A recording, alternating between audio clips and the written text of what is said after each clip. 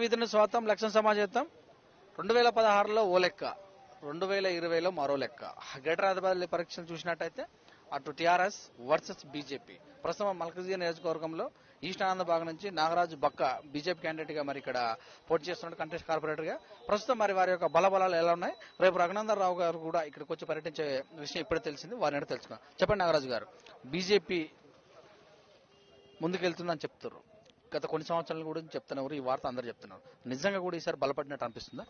చాలా బలపడినట్టు అనిపిస్తుందండి. నేను ఎక్కడ కూడా పర్యటించినా కూడా అక్కడ బీజేఆర్ నగర్ నుంచి తీసుకున్నట్టయితే బీజేఆర్ నగర్ నుంచి ఈస్ట్ ఆనంద్ బాగ్ గారు కూడా అందరూ సార్ మీరు చెప్పే అవసరం లేదు, ఈసారి బీజేపీ వస్తుంది, ఆ హవా ఉంది, దుబ్బాకలో మీరు నిప్పంటించారు, ఇక్కడ షెగలు రాగుతున్నాయి, ఎట్టి పరిస్థితుల్లో మీరు వస్తారు సార్, మీరు ఎక్కువ దాని గురించి ఎక్స్ప్లెయిన్ చేయొద్దు, మోడీ గారు ఫస్ట్ ఒక ఛాన్స్ ఇచ్చాము, దేశానికి ఏం చేశారని చెప్పి మేమందరం కూడా చూసాము, కానీ ఇక్కడ కూడా స్టార్ట్ అయింది, ఇక్కడ మీరు స్టార్ట్ చేయండి, మేము మీతో ఉన్నామని చెప్పి అందరూ అంటున్నారు సార్. కేంద్రానికి మేము రూపాయి ఇస్తున్నాం, మాకు ₹1 ఇస్తున్నారు, వాళ్ళు ఏమొక మొత్తం ఓట్లాడుతున్నారని కేటీఆర్ డంకా బజాయని చెప్తున్నారు. దీని గురించి మీ నాయకులు క్లారిటీ ఇవ్వట్లేదు అని కూడా అంటారు. దీన్ని ఎలా చెప్తారు సార్? కేటీఆర్ గారిని నమ్మేది అసలు ప్రజలు నమ్ముతున్నారా సార్? ఇంటింటికి 10,000 అని చెప్పేసి అన్నారు, ఇంటింటికి 10,000 ఇచ్చిరా? మీరు ఏ రేషియోలో పంచుతున్నారండి? డెవలప్మెంట్ రేషియోలో ఎవరైనా డెవలప్మెంట్ బిల్డింగ్ తీసుకుంటే ఎట్లుంటుంది? 50-50, 30-70 అట్లా ఉంటుంది. ఆ రేషియోలో మీరు మీ కార్పొరేటర్లను పెట్టి ఆ రేషియోలో పైసలు వంచుతున్నారు, నమ్ముతారండి? ఆయన చెప్పిన మాటలు నమ్ముతారా? ఆల్రెడీ తెలిసింది ఏం చేశారో. మీరు ఇంటింటికి 10,000 అని చెప్పారు, 10,000 రావు, ఇప్పుడు అందరికి తెలిసిపోయింది. మేము ఇప్పుడు చూపిస్తున్నాం మా తడాకా ఏందో, మీరు చూడండి. ఇంకా ముందు 10,000 ఇవ్వటాన్ని ఆపి ఈసీకి మరి పనిచేసినటువంటి బీజేపీ పార్టీ 25,000 ఇస్తా అంటే ఏ ముఖం పెట్టుకుని అడుగుతారని చెప్తున్నారు కదా సార్. మీకు గత 6 ఇయర్స్ నుంచి మోడీ గారి ప్రభుత్వం ఉంది. మోడీ గారు ఏది చెప్పినా, మా బీజేపీ ఏది చెప్పినా కూడా ఎట్టి పరిస్థితిలో దాన్ని ముందుకు తీసుకెళ్తాము, తప్పకుండా ఇస్తారు. దాంట్లో మాత్రం ఎటువంటి అనుమానం పెట్టుకోవాల్సిందిగా కోరుతున్నాను. ఓల్డ్ సిటీ పైన సర్జికల్ స్ట్రైక్ చేయాల్సిన అవసరం వచ్చింది. ఒకవేళ రోహింగ్యాలు ఇక్కడ ఉంటే 24 గంటల్లో తేల్చేయండి, కేంద్రంలో మీ ప్రభుత్వం ఉంది కదా అంటారు. దీని మీద ఏం చెప్తారు? చూడండి, ఇప్పుడు అధిష్టానం ఉంది, దాని ప్రకారంగానే వాళ్ళ ఒక ఆలోచన ఉంటుంది, ఆ ఆలోచన ప్రకారంగానే మిగతా అన్ని కూడా జరుగుతాయండి. ఆనంద్ బాగ్ లో మీకున్న బలం ఏంది? గతంలో ఉన్నటువంటి కార్పొరేటర్ ఏం చేశారు? మరి ఆయన క్యాండిడేట్ కూడా మార్చారు కదా, అది మీకు అనుకూలంగా ఉండే అవకాశం ఉందా? అనుకూలం కదా అండి, దాని మీద డిపెండ్ అయ్యే ఇది బీజేపీ కాదు. ఆయన ఎవరు క్యాండిడేట్ ఎవరిని పెట్టినా సరే,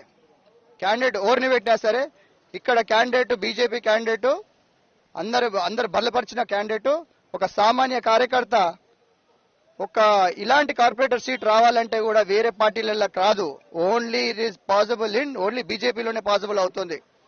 ఎందుకు నేను ఇది అంటున్నానంటే, ఎదురుగా కార్పొరేటర్ ఏం చేయలేని పరిస్థితి. ఇక్కడ వరదలు వచ్చినప్పుడు ఇంట్లో పడుకుంటాడు, ఇక్కడ వరదలు వచ్చినప్పుడు ఇంట్లో పడుకుంటాడు. అసలు కార్పొరేటర్ మాకు వద్దు అని చెప్పేసి ముర్రు అని వస్తున్నాడు, అదొకటి ప్లస్ పాయింట్ మాకు.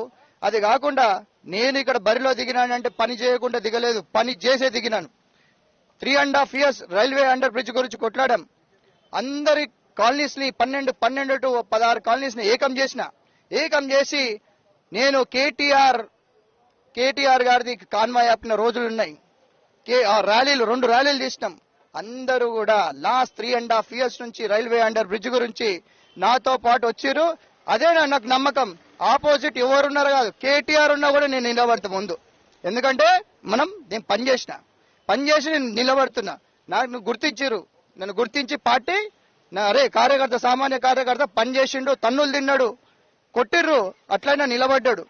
ఇది బలం ఏంటంటే, నన్ను కొట్టినా కూడా నా దగ్గరికి కిషన్ రెడ్డి గారు, రాజా సింగ్ గారు, మురళీధర్ రావు గారు వీళ్ళందరూ వచ్చి అన్నా మీరేం భయపడకండి, మీ వెనుక మేము ఉన్నామంటే నెక్స్ట్ 15 days లో నేను ముందుకెళ్లి మళ్ళీ పని చేసిన ఆరోపి గురించి. అది మా సత్తా. పని చేసినాము. అందరు ప్రజలు కూడా నన్ను ఎక్కడ పోయినా అరే సార్ మీరు మీ గురించి చెప్పొద్దు, మేము ఓటేస్తామని అంటున్నారు. పక్క రాష్ట్రాల నుంచి వచ్చినటువంటి జాతీయ నాయకులందరూ కూడా టూరిస్టులుగా పోలుస్తున్నారు. తలసాని శ్రీనివాసం అయితేనేమి, ఇక్కడ కేటీఆర్ కూడా. దీన్ని ఎలా చేస్తారు మీరు? తలసాని శ్రీనివాస్ గారికి ఏం తెలియదండి. ఆయన ఒక్కటి ఏంటంటే, ఆయన ఏదో మాట్లాడేస్తాడు, ఆయనకి ఎన్ని సీట్లు ఉన్నాయో తెలియదు, ఎన్ని గెలుస్తామని తెలియదు. ఆయన ఎక్కువ పట్టించుకోవద్దండి. కేటీఆర్ కూడా ఈ మధ్య చూస్తున్నట్టయితే ఏదో మంచిగా అఫీషియల్ గా బాగా మాట్లాడేవాడు, కానీ ఈ మధ్య అసలు మాత్రం అసలు ఏదో సర్కాస్టిక్ గా మాట్లాడేస్తున్నారు. ఆయనకి ఏంటంటే, మాది ఒక బీజేపీ ఒక క్రమశిక్షణ అయిన పార్టీ. ఈ రోజు దుబ్బాకలో రఘునందన్ గారు పోటీ చేస్తున్నామంటే మల్కాజ్గిరి నుంచి మంచి స్ట్రెంగ్త్ పోయింది అక్కడ. మొత్తం మిగతా రాష్ట్రాల నుంచి మిగతా డివిజన్స్ నుంచి చాలా మంది పోయారు. ఎందుకు? రఘునందన్ గారు గెలవాలని చెప్పేసి. మాకు ఒక యూనిటీ ఉంటుంది. మీరు ఏదో టూరిస్ట్ లాగా వచ్చారు అది చేస్తున్నారు కాదు. మా పార్టీ ఏమి చెప్తా చేయడానికి ప్రతి ఒక్కరు కార్యకర్త లాగా పనిచేస్తారు. అది మినిస్టరే కానీ ఎంత పెద్ద సత్తా ఉన్నా కానీ ఇక్కడ ఒక సామాన్య కార్యకర్తగానే పనిచేస్తారు. బీజేపీ నాయకుల దగ్గర విషయం ఏం లేదు, విషయమే ఉంది. విషయమేం లేదు, విషయం మాత్రమే ఉంది. కార్యకర్తలను రెచ్చగొడుతున్నారు. హిందూ ముస్లిం పెట్టేటట్టు అవకాశం ఉంది. ఇక్కడ చూసినట్టయితే సర్జికల్ స్ట్రైక్ చేస్తారని మాట్లాడటం కూడా విచిత్రం అనిపిస్తుంట. దీని ఏం చెప్తారు? అలా ఆలోచన విధానం వేరే ఉందండి. మేము ఓటు బ్యాంక్ రాజకీయం చెయ్యము. అలా ఆలోచన విధానం వేరే ఉంది. ఎప్పుడైతే హిందువులను అందరూ కూడా తిట్టడం స్టార్ట్ చేశాడో అప్పటి నుంచి డౌన్ ఫాల్ స్టార్ట్ అయింది. దానికి పెద్దగా పట్టించుకునే అవసరం లేదండి. 100 కోట్ల డెవలప్మెంట్ జరిగింది ప్రతి డివిజన్ లో. ఇంతమందికి 5 కోట్లు ఉండేది, ఇప్పుడు 100 కోట్లు జరిగింది. మరి మా డెవలప్మెంట్ చూసే ఓటేస్తారని చెప్పుకొస్తారు కదా. ఒక్కటి నేను స్పష్టంగా చెప్పదలుచుకుంది ఏంటంటే మన పైసలు ఏవైతే ఉన్నాయో, మన హైదరాబాద్ పైసలు ఏవైతే ఉన్నాయో వేరే డిస్టిక్లకు వెళ్ళిపోతున్నాయి. మన ట్యాక్సులు వేరే డిస్టిక్లకు వెళ్ళిపోతున్నాయి. ఆ మిషన్ అని ఈ మిషన్ అని చెప్పేసి ముందుకు పైసలన్నీ మా హైదరాబాద్ గ్లోబల్ సిటీ చేస్తారన్న పైసలు మొత్తం కూడా బయటికి వెళ్ళిపోతున్నాయి. ఏడా డెవలప్మెంట్ అయిందండి? ఏమన్నా గ్లోబల్ సిటీయా ఇప్పుడు? నడి బొడ్డున పొరులుతున్నాయి. ఇక్కడ మల్కాజ్గిరిలో ఒక పాప చనిపోయింది నాలాలేదు. దానికన్నా సిగ్గుచేట ఏమైనా ఉందా? మీరు ఒకసారి ఆలోచించుకుని మాట్లాడవలసిందిగా కోరుతున్నాను నేను. విశ్వనగరం కావాలా, విద్వేష నగరం కావాలని కామెంట్ కూడా చేస్తున్నారు. దీన్ని ఎలా చెప్తారు? సార్, విశ్వనగరం కాదు, విశ్వనగరం కంపల్సరీ అవుతుంది. దాన్ని భాగ్యనగరం కూడా చేస్తామని చెప్పి మనవి చేస్తున్నాను. చివరిగా మీ ఓటర్లకు మా టీవీ తరపున ఓటర్లకు ఒకటే కోరుతున్నాను. నేను లాస్ట్ 3.5 years గా స్వచ్ఛ భారత్ లో ఒక అభియాన్ లో ఒక సామాన్య కార్యకర్తగా ఉన్నాను. ఆ సామాన్య కార్యకర్తనే ఒక 3.5 years ఒక ఆరోగ్య గురించి వర్క్ చేసి ఆ వర్క్ ని ముందుకు తీసుకెళ్లి నిన్న ఓపెనింగ్ జరిగింది. అలానే 3.5 years ఎట్లయితే మన ఆరోగ్య గురించి వర్క్ చేశానో అదే విధంగా నా నెక్స్ట్ ప్రాజెక్ట్ వచ్చేసి నాలా వల్ల ఎంత ప్రాబ్లం అయింది, ఎన్ని లక్షలాది మంది ప్రాబ్లం అయినరు, అదే విధంగా నాకు కొట్లాడుతాను. 3.5 years కాదు, ఎన్ని ఇయర్స్ అయినా కొట్లాడి దాన్ని రిజాల్వ్ చేసేస్తాను వితౌట్ డిస్మెంటలింగ్ ఎనీ హౌస్. అది స్పష్టంగా చేస్తున్నాను. That is my next target.